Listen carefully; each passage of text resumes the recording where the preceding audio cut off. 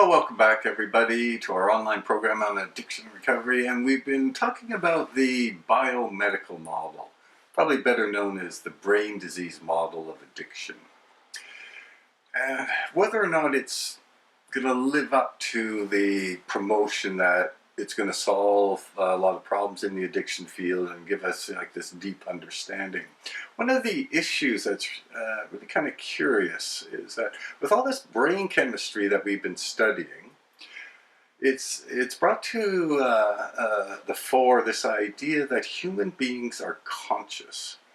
The idea of consciousness is really a direct result of all of our brain studies. And consciousness is a bit tricky. We all seem to know sort of what consciousness is. I mean, we know that we're conscious, we're aware of things. I'm aware that I don't like to eat beets, but I'm also aware that I like to go walk on the sand. So we have this consciousness.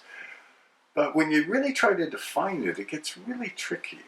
And in consciousness studies, there's something called the hard problem. And the hard problem is this: how do all these chemicals floating around in your brain, how does all that translate into having an experience of life? How do all those brain chemicals floating around in your brain, obeying the laws of chemistry, how does that translate into a thought or into the dream that you had last night? And the answer to that we don't have.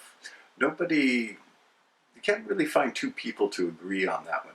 And this is a real problem because a lot of drug use, the experience of being intoxicated, is all about a personal experience of intoxication. It's not just because we give 10 people LSD doesn't mean they're going to have the same experience with the drug. All of their experiences will be unique depending on the person.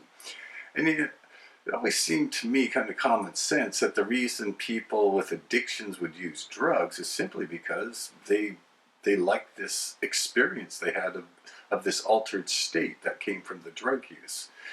And in fact, there's a great deal of research in psychology about these drug version of an altered state of consciousness. And so it seems to be pretty important in the whole addiction field to understand what is it about this being intoxicated with cocaine or heroin or whatever it is that is so appealing to someone with an addiction.